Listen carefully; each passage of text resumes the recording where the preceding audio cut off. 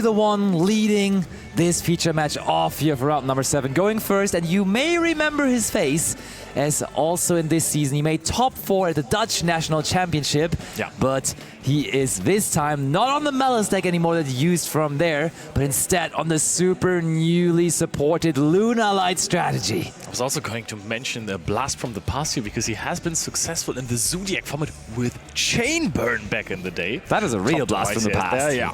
So he's been around for quite some time, and now we normal summon Yellow Martin. I really love how Lunalight has been involved during the years, starting with a going second strategy, then adding dangers and Orcast to make a very strong field that could actually search Imperial Order back in the day. Oh yeah, that is true. And I mean, when we talk about recent accomplishments, of course, we got to mention that Lunalight in the past did have 2 YCS wins already. One, of course, with Rafael Neven playing more of a pure approach to the deck, a pure Lunalight deck. But then also, of course, Johannes Obicht in YCS Ghent. Who is from Berlin. Who is from Berlin, and he was using the Danger Orcust Lunalight deck. There were a couple of dangers definitely still in there. Basti, who did Johannes Obicht beat in one of the remote YCS top 32s? Don't tell me about that. It was top 16 even. Oh, top 16. Yeah. He beat Basti. Yeah. Pretty good. Not with the Lunalight deck anymore, but we are now into the Moonlight Perfume. This does not look like the combo you necessarily want to play as Sebastian. I can't imagine that this is the 2-card combo you want to pop off with. Activates the Perfume from the... Ooh, and discards Nemesis Corridor. That's really also not a card you necessarily want to discard. Or are we using the effect, or what's happening here right now? What are we discarding the Corridor for?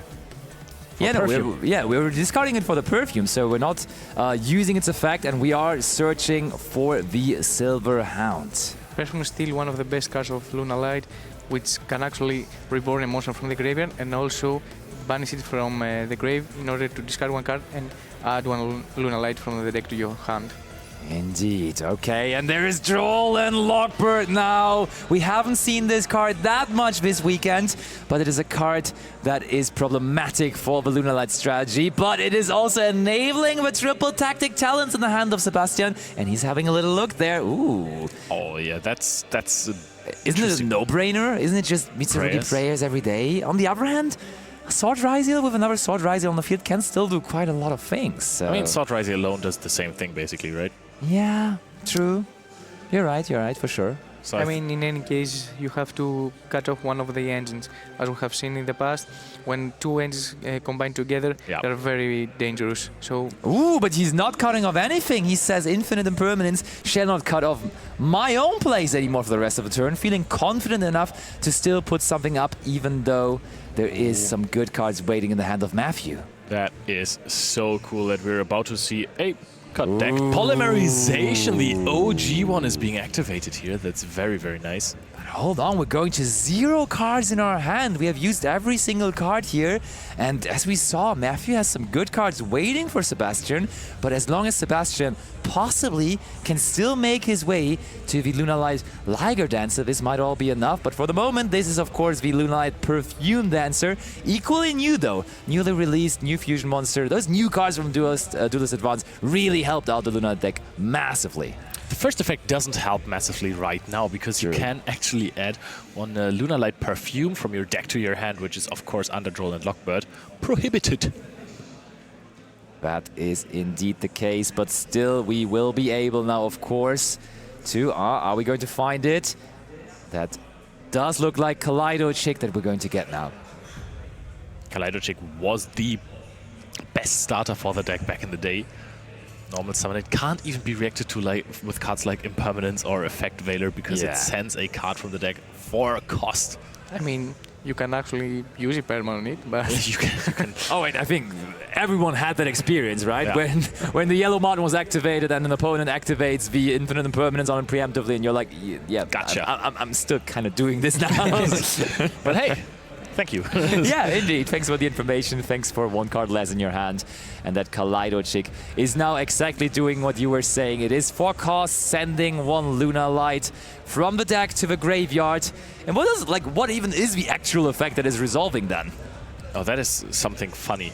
But it also has another effect because I got destroyed by a Kaleido Chick in Tenpai.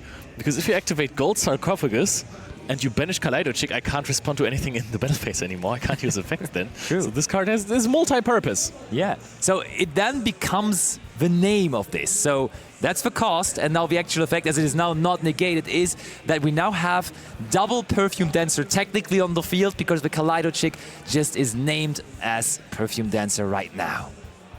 Alright, but we also have Yellow Marten in the graveyard that can still be used. I think we haven't used the effect to summon itself back and bounce a card. Usually, back in the day, used in combination with Lunalight Tiger, which is, I still think, oftentimes the case if you can access it. Now Perfume Dancer just moving around the Kaleido Chick essentially, but it is summoned now into the far right zone. And we special summoned that Kaleido Chick once more, and we can use the effect of it again, of course, to send then afterwards another Lunalight to the graveyard, and that is the Emerald Bird. It's also one of the older cards, right? Yeah. Yes. Also a card that used to play when Lunalight was mixed with Danger and Orcus. But that's it. SP Little Knight and a Perfume Dancer against a Prayers and double Ryzeal Sword. Is that going to be enough? Yeah, I'm just gonna guess that it might not be enough. This Okay. does not look like a field that can't be broken. You have no cards in hand as well. That was heavy commitment. Droll and Lockbird really doing the job here, essentially hand looping your opponent and stopping them from doing a real field. When was the last time you saw someone start and then actually go -2 on the first turn? Has been a while. I mean, almost uninterrupted, right, as Yeah. well? Because there was just the Droll and Lockbird. I mean, Just that's arguably one of the best cards you can have Okay. to stop combos like this. fair. But just taking one card from your opponent's hand and just losing 5 cards in hand, convey it to 2 monsters that are not really interruptions. I mean, SP Little Knight is a bit of an interruption. To be fair though, the draw for turn was another prayer, so he may have done a good call returning the impermanence. Yeah, that's true. All right.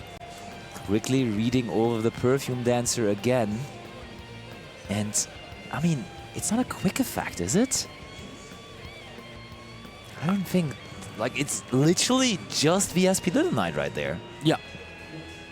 And I think Sebastian also just took... Oh, hold on. Oh, that's the Silverhound negate in the graveyard, of course. Let's never forget about the graveyard effect of Silverhound. That's, I think, why we ended on the Perfume Dancer, because we, of course, need... Do we need just any Lunalight monster, or do we need a few? Yeah, we need a Lunalight fusion monster. Is I'm pretty Prayers activate not use? Sure. Oh, wow, you can only wow, activate one indeed. Prayers per turn. That is the point where Sebastian packs up his cards. No combo. It really looked odd that the combo just ended on 0 cards in hand, but also normal summoning Yellow Marten and then activating Perfume can't be the way to go. This can't be the combo that you want. We see 1 trap card in hand, which is also not always ideal. I could assume that the deck still runs the Foolish Burial Good package. Yes, and this of is... Ooh, but that is as good as a start as you could imagine. Starting off here with Fire Formation, tanky, grabbing. Is it as good? Because I think you would rather want to hard draw your cards Okay. that you could add there. I mean, that Droll and Lockbird would be in the graveyard already by now, right? If it would be there. Now you can just read the card before you do something. I mean, that would be a still- suspense, really. I would feel bad if that happens to Sebastian now. Like waiting, and then the Droll and Lockbird. Oh, he's picking up his hand. There is Droll and Lockbird again. You gotta be kidding me. Back-to-back games of Droll and Lockbird. But I mean, Fractal sounds like you're trying to play around it, right? So there is 2 options with Fractal in the Lunalight's deck. One, of course, is access Tribal Gates and go to Link Live, and the other is you can also send any Beast Warrior into the graveyard, like Hound. There we have another negate already set up, but is this the end of the turn already? Or does the deck have more? Do you have more to play with here? Can you extend through a Droll and Lockbird? Gold Theo is being special summoned from the deck. I assume that is also part of the Silverhound effect. And now the normal summon of the Kaleido Chick. And I think I spotted the oldest of bricks in the opening hand of Matthew. I think I spotted the Psy-Frame Driver in there.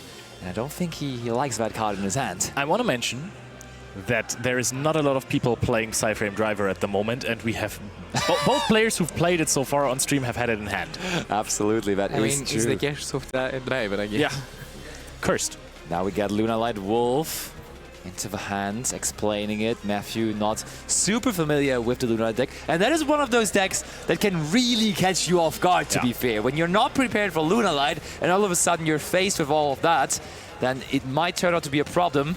But to be fair, Matthew came prepared just alone by the fact that he has Droll and Lockbird in his main deck, to be honest. And the rest of the hand, if you take away the driver, of course, still also does not look that bad, because there is X and more engines. So if there is a field that leaves something to be desired, I think Matthew might be able to break it. And now we use the pendulum scale effect of Lunalight Wolf to perform a fusion summon into the Perfume Dancer again. Will it make the Kaleido Check dance again? It danced last game there from zone to zone, but are we inviting it to a formal dance once more? How much did that do, though? Not particularly much, but look at it. I think it's time to dance once more. Also, I can tell you that in this game, we're not going to see an SP Lunalight on the to the end hand. Oh, this time it danced right into the same zone again. That wasn't as exciting as the last one, to be honest. Yeah, but with a different pose. Yeah. But indeed. The thing is, you're now locked into Lunalight extra deck monsters because of the Silverhound effect. Special summoning the Gold Leo there. I like the name of Lunalight Gold Leo, I gotta be frank with you. Absolutely not biased, yeah. Why, Leo? Okay, we put the Wolf back into the hand. We bring back the Martin. Oh, but Leo, as you said, the fact that we are only able to special summon Lunalight monsters now is not something Sebastian will be particularly excited about. I think the plan really has to be to get to... Oh, hold on though, Leo. We are going for Dugaris here, so... Okay. Maybe... That is, maybe I misread something. I mean, the Silverhound was only used for the fusion summon, wasn't it? Did it even use its own effect? I mean, it says if this card is sent to the GUI by a card effect, you can special summon one Lunalight monster from your deck. But you cannot special summon from the extra deck except Lunalight monsters while you control that face-up monster. Reading the card explains the card. As per usual. So Dugaris now. You would think usually that Dugaris is used for its effect to draw 2 cards and then discard a card afterwards. Here, of course, that's not possible with the Droll and Lockbird resolved, and therefore we're trying to probably just summon back from the graveyard. Now we're sending Leo Dancer to the graveyard. Okay, a party of Leos. I see how it is. Yeah, why am I not playing this deck? And now the fusion summon, though. Going back in. Wait, no, it's not a fusion summon. We go for SP Little Knight instead. Which we are actually seeing on the end field, probably, of this deck. It's been a staple ever since it came out in Argov. Okay, Wolf again. Yeah. For another fusion summon. Okay, that looks like a lot of monsters we're using. So is this finally time for why this deck is so strong for the big new boss monster? Indeed it is. Lunalight, Liger, Dancer. Dancing onto the field. It's really all about dancing with this deck, right? Yeah. Coming to this event, would you consider yourself being prepared against Lunalight? Bringing in, for example, Kaijus? We saw Kaijus early on. We saw the Vanquish Soul players came prepared with having Dogorans in their main deck, at least a decent amount of them. Overall, though, I feel like people might be a little under-prepared for this matchup. If they have it, they have it. That's one of my lazy deck building approaches that I love to do. That way I don't want to think about problematic cards for me anymore. Yeah. I think we picked up another Droll and Lockbird on the side of Matthew. That's perhaps not the greatest top deck you could have. But now we're going to start things off. This looks like an X motion, exactly. Of course it is. Ryzeal not really able to deal with the Liger Dancer, though. Because the Liger Dancer, we were saying it is the new boss monster, but let's explain why it is, because that card is just completely unaffected by card effects except for Lunalight cards. And now the Valen was activated to destroy the Black Goat Loves. Black Goat Loves is laughing at that attempt and is negating X in the process immediately. But 1 X on the field is enough to get access to your Ryzeal Sword special summon. Gets to search for another light Pyro. And that should probably be the best normal summon that this Ryzeal deck has to offer, which obviously is the Ice Ryzeal. So I think dealing with the Aspirator of the Night now seems to be somewhat easy, but how do we deal with the Liger Dancer? How does the Ryzeal Mitsurugi deck do it even? Because I think there is not that many ways to overcome a 3,800 attack point monster that is completely unaffected. Some people have been playing Underworld Goddess. Okay. Not really an option after you summoned X or Sword. Indeed. So what is even left then? I'm struggling to find anything, to be honest. A very cool play that Sev could do is chain SP2 with the X and then chain Goat in order to also remove X from the field, and so Sword could not special summon himself from the hand. Oh yeah, that's true, but I think you don't even care necessarily, right? King of the Fair Limbs is here. This might be the first bait for the Liger Dancer. But I mean, if you have this powerful monster on the field, do you even care if your opponent starts comboing? I think you just wait for an actual threat. Yeah. Yeah, it's just not really that scary. And still, like, in the action, like, I'm trying to still find out a solution on how to deal with that Liger Dancer, because it's just sitting there so pretty in the middle of Sebastian's field, and I think he's kind of just chilling on it, and he's kind of thinking, find a solution yourself. It's not that easy. The thing is that you might be afraid of your opponent getting access to Wuzu. Ooh, Wuzu is more common, though, in those pure Mitsurugi decks. Yeah. Let's actually see. Matthew was not able to find space for that card in his deck overall. But now, of course, Habakiri is there, bringing out the Saji. And Saji now, in the process, will also search for another Mitsurugi spell card, which should turn out to be Mitsurugi Ritual. Yes, the Ritual, of course. I love that Habakiri is not only a starter that gets you access to your Mitsurugi Ritual, but also sometimes works as an extender if you have an Exceeds monster that you have used and that doesn't really do anything on the field anymore. You can just send it away for a free level 4 body like the Saji here. And now, I mean, Matthew at the moment looks good. You can start comboing off, but can you beat the Lunalight Liger Dancer with this? I mean, you just need to overpower 3,800 attack points, basically. Yeah, tell me how, though. I'm still in the process. I'm sitting here, sweating, trying to figure out how this deck deals with the Liger Dancer, and it just can't find an answer. To the deck list. Yes, I mean, for sure, but there is no real level or rank 4 monster that I can find. Desiree with there Agnum is Day. Desiree and Agnum Day, but that is not an option here in this turn, so I just don't really think there's any way to get this done this turn. And therefore, hear me out, one thing I can see, maybe we don't use the Aspirator of the Night on an opponent's card, but rather just use the Aspirator of the Night on itself and the Dugaris, just trying to protect our own monsters, because we just bank on the fact that we're going to get another turn. Oh, and maybe Matthew picks up on that and just goes battle phase here. Indeed, that's very smart by Matthew. That is very, very smart. And look how he's like showing his entire hand there. A total of 7 cards, or is it 6? Yeah, it's 6 cards, but none of them can really do anything about the Liger Dancer. That was the first maybe bait attempt at the Liger Dancer effect. Yeah. Even though apparently the only out, which would be Agnum Day Desiree, is not accessible in this turn anymore. But what he can do, of course, is just try to build up as impressive of a field as he can for next turn. You know, have some follow-up there, and then maybe get some other ways to access Agnum Day. Okay, Mitsurugi Ritual. We have summoned from the hand already, so it's time to summon from the deck now, tributing the Habakiri. So it is time for Ame no Murakumo. No Mitsurugi. Indeed. And using the effect of it, of course, as well, and even chain blocking it with the Habakiri, which also, like, that's so many cards. The card advantage just rapidly starts to get out of control here. Even Matthew is so much ahead in terms of cards. If you still can't deal with the Liger Dancer, what does it help you even in the end? I mean, it helps you to set up for multiple turns of playing. That could force your opponent to activate maybe a bad Liger Dancer, and then you're going into the Fiendsmith engine that you maybe haven't even seen so far. True. So maybe doesn't know that there is an out there. And I mean, with the cards that Sebastian has in hand or in the graveyard, do you think you can break the full Mitsurugi Ryzeal Fiendsmith combo field? Tough task, honestly, for any kind of deck. Yeah. I'm not gonna lie. I mean, minus the Fiendsmith engine for this one. Yeah, true. Now the Mitsurugi Prayers. What is it even going to summon out here? I mean, you still can destroy the field once in turn. Yeah. I guess. Yeah, true. You can just multiple on your own turn. That might probably works. That is what, Mike?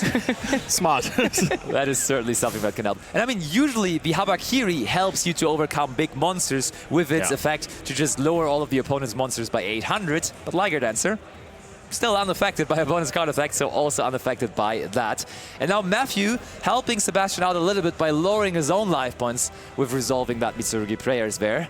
So even less to overcome for Sebastian in the process. And it feels a little bit like Pearly, right? That's what a Pearly player just always used to do. Just sit on ex-Pearly Noir for multiple turns saying, bro, you can't do anything about it. So I'm just going to chill here and then with time just work with that E-Pearly or ex-Pearly Noir. And that is probably the plan that Sebastian has here as well. And he looks calm and collected while doing so because he sees no need to rush his Liger Dancer effect here. From what I've heard, I think that Pearly is even in our backup feature match, so we might have two similar games going on right now. I think we are a little biased with Pearly, to be honest.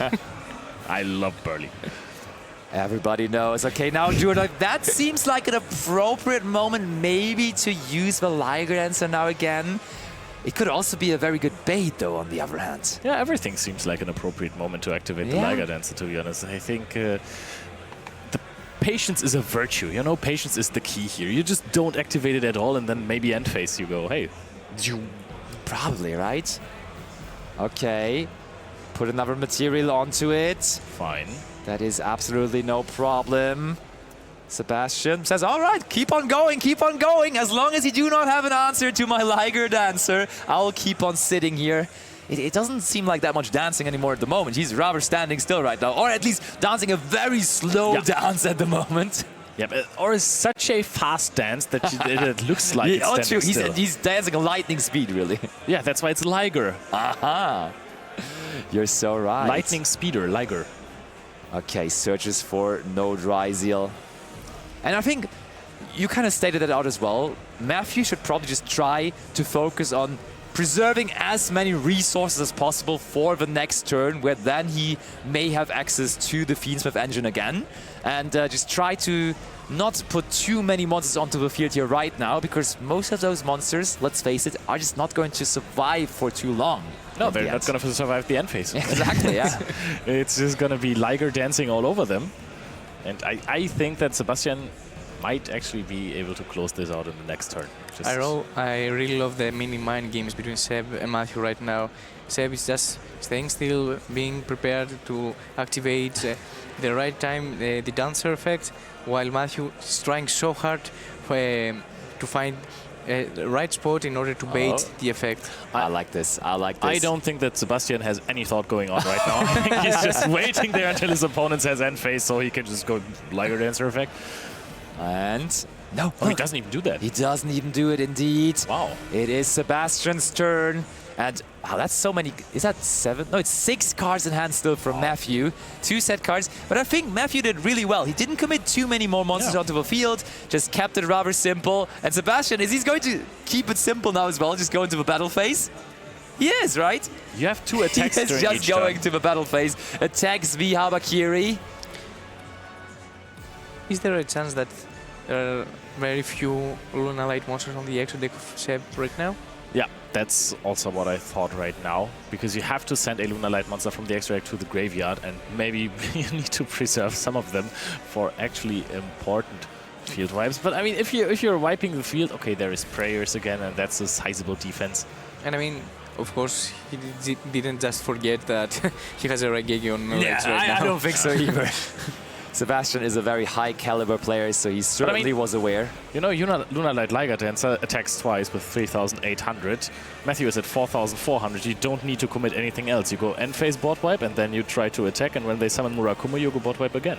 He's now 5,400. Oh, true, but I mean, he just paid for prayers in the beginning, so 7,200 is also fine for you. Yeah. You deal 7-6 damage. That's true, and I mean, that was a massive pickup for turn there for Sebastian. That is the card he just drew. Lunalight Masquerade, one of the new cards as well from Duelist Advance, and arguably, of course, the Liger Dancer is crazy because it is the reason why we're only still in this game still, but Masquerade's such a crazily good starter to the deck now as well. And it doesn't look like there's a response to it right now. Yeah, but you can just send a card from the deck to the graveyard, and then when you fusion summon, you can add the OG polymerization, and you can use materials from the graveyard when you're fusion summoning, so this card really does it all. It really, really does. Especially compared with Wolf. Yeah. Yeah, Wolf was way more costly. It did the trick in the end. We got the Liger Dancer, and that is certainly sufficient, but of course... Under draw also, which is very important. Yeah, that's true. It's a pretty good field under draw. Okay, the Emerald Bird once more. Bird is sitting in the graveyard. Just I feel like everything from Sebastian is right now waiting. Like his monsters as well. They're all just chilling. It's like, yo, boss, when's our time to shine? When can we attack? And I mean, also waiting in the graveyard is the Black Gold Love still, right? Yeah. That can help for sure as well. For example, when Matthew tries to summon back Murakumo, you just go, yeah, Black Gold Loves on Murakumo, so at least they can't destroy your entire field anymore. So, oh, look, he's considering it. This is coming down now. The prayers will happen now, that's for sure.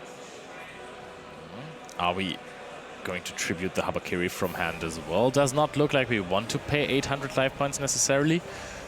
And I think Sebastian also is just currently checking his extra deck, making sure how many Lunalight monsters are left in there.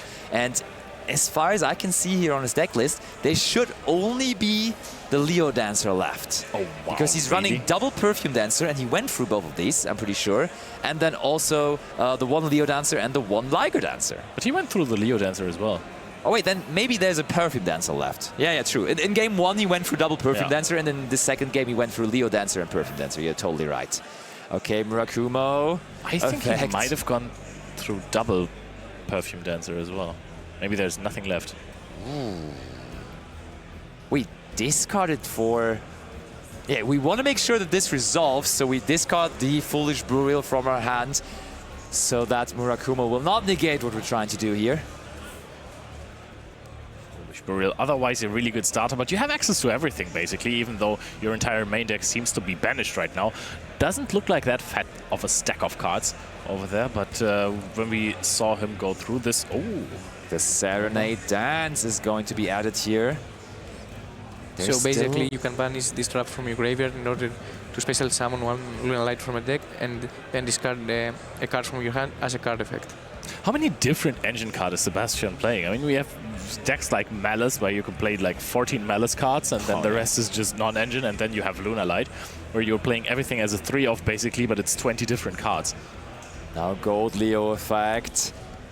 We just have to be wondering what the plan is now for Sebastian. Oh, another draw unlock, but of course he drew so many cards. There's so many in total. There gotta be another draw unlock bird. But is Sebastian now just trying to maybe go for Baguska to just keep him off another turn and then try to go from there? I can see it.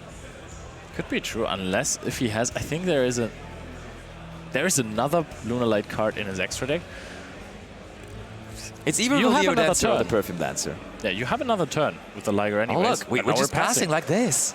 And now Matthew just takes his time reading over the Liger Dancer again, probably asking himself, why is he never using that effect?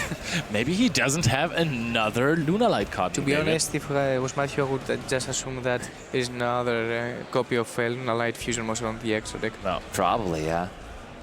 That would seem odd though, right? Like making this big boss monster and then not having any more monsters to send. That would just, if I would be the opponent, if I would be Matthew, I wouldn't believe that. I would think probably he's holding back on it. Now the next question is, what are you going to do? I think Ice Ryzeal is the first usual or smart conclusion here, because the effect when normal summoned is not locking you into rank 4 season, then you can start attempting to go for a Fiendsmith line here. Basti, enlighten us. Is that like a Desiree sequence deck, or are we just running Caesar package? We do have the Caesar in this for sure, but we also have the Desiree Agronday and sequence in there, so there's multiple ways we can go. The main way, of course, we discussed though, trying to deal with the Liger Dancer would be to get out the Desiree and equip it with an Actum Day, and then hopefully somehow get over the Liger Dancer. So I think the way you want to go here on the side of Matthew is to just start Fiendsmith comboing here. You have your Murakumo for any possible interaction that is not Liger Dancer. And then, I mean, at some point your opponent is going to have to... I mean, the problem with that though is... oh wait, how about Dual Drive though? Dual Drive is boosting your monsters for all the Exceed materials on the field, or is it only on itself? because that could be something. You're not modifying the attack points of the Liger Dancer, but you are certainly modifying your very own attack points. So if you just get out multiple rank 4s, Dugaris is a great way as well, actually, because that can double one of our monsters. So this is certainly eventually going to force out the Liger Dancer, because now we do have a monster big enough to attack over Liger Dancer in theory. That was such an obvious answer as well. How did I not figure out the Dugaris? That was there the entire time, of course. Even last turn we could have done that. Very good point. Last turn we didn't. It's very interesting.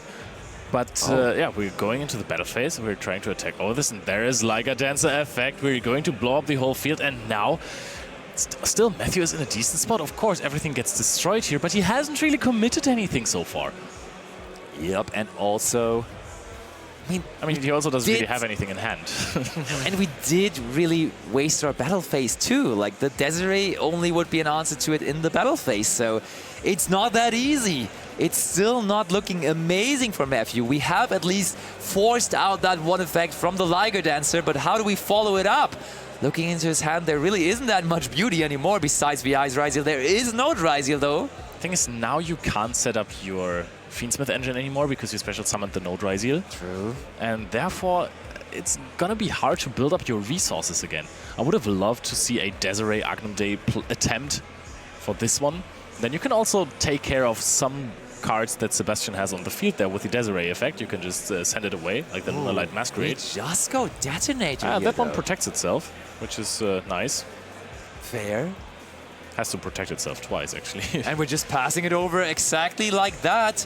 Not even using the effect of Detonator to get another material onto it, which is truly surprising. That is wild. But Sebastian will maybe be happy about it. And I mean, how much defense does Detonator even have? If we get like 2/5. It's Blue Eyes White Dragon, basically. Okay, so if we get another decently sized monster onto the field, this... Oh, it is over! Sebastian is sitting on Game 3. Does Sebastian have something like a Droll and Lockbird, or does he not? Does Matthew even have something to really play with? Purulia is being activated in the draw phase. Seems like no response from Matthew, and this is massive for him. That can definitely sometimes even be better than Droll and Lockbird, really. Oh, that's a hand on Sebastian as well. I want to say there is a lot coming Matthew's way, but now the big question is, does Matthew even decide to play here? He has something to start with, but starting just with Ryzeals versus Purulia, it just I think we passed. Oh, it's Sebastian with a big smile. 0 cards on the field of Matthew. And the ability to summon big monsters like Liger Dancer, of course, trying to make this quick, but this looks all blue, right? Yeah, but there are some blue starters in the deck, like Foolish Burial or Foolish Burial better goods.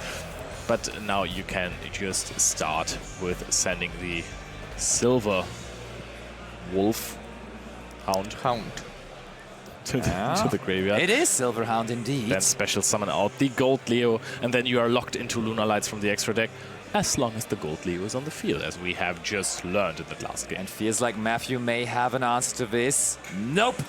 Gold Leo. The smaller brother of Leonard Koenig is on the field now. Walk on. It's incredibly Activates strong. the effect. But against the Lunalight deck, these lower impact tantrums, they are really, really strong. If you just negate that Gold Leo, that's fine. But so Sebastian right now was thinking if he wanted to activate Book of Eclipse chain to impermanence in order to protect his monster. But I think that it's a better call to just wait to extend in order to see if Matthew has another impermanence. Because he has the other Holy Foolish spell in there as well. He does have not only Foolish Burial, but he's doing it even better by also having the Foolish Burial goods. So we shall see whether he's following it up with that. Also, if you Book of Eclipse your own Gold Leo, is it still just a one-card combo? Because you are basically missing that body from the Gold Leo then. It definitely is something to consider. Worth considering. I think, by the way, Leo, I think Sebastian is playing, this is a whole homage to us, because he's playing the Leo cards, and he's, of course, named as I am, so that is... And I mean, we know each other so well, we can just basically finish each other's... sentences. There we go. All right. Foolish Burial goods, there it is. Oh, Matthew's immediately picking up the cards and then just like, oh, maybe you don't want to respond to this, but apparently no. If you do have Ash Blossom, I feel like you want to do it. I think that's you can wait for the person, to be honest. Perfume now. I think I would have ashed the Hound. Yeah. Lunalight Perfume effect. Matthew, no response. Discards the Lightning Storm as he doesn't need it, clearly. And he can't activate it anymore as well, so that's a wasted card in hand. Good to replace it with another Lunalight card. But what are we going to see here? Because there is more interactions in Matthew's hand. And if Matthew is actually able to stop this turn from Sebastian, that could be huge for him, because he just deliberately decided not to play into the Purulia, saying, hey, I have quite some interactions in the hand. I can just pass this without giving you 20 draws here. What up? It's Kaleido Chick that is now normal summoned here. Don't impermanence that. Please no, please that no. Is a he's chance. sending Okay. for cost. I mean, to be fair, the name copying last time felt like it was doing something, but clearly we just want the black sheep in the graveyard here. And now Gold Leo is activating, but Gold Leo is negated by infinite impermanence. Sebastian's still trying to bait something out here possibly. It's always worth you trying, can activate right? the Why cards, not? yeah. But I mean, if your opponent tries to activate impermanence, that's a no-no. Oh, you can activate the Kaleido Chick afterwards. Oh, that would be a mess. For sure. So Sebastian keeps on explaining now that we have the name change in place of the Kaleido Chick as it did fully resolve. And that is now 2 level 4 monsters, of course. Called Steven now. Ooh, hold on, Leo. There is another infinite impermanence Wait a second. on the Kaleido Chick. Oh, and Matthew was staring at Sebastian, and now he is going to Book of Eclipse this, which is... Okay, so we get the black sheep back into the hand. Of course, if we have Black Sheep back in the hand, that is super fine with him, because you can polymerization away face down monsters. Black sheep now activated. Oh, is there a response to that? That could be hard.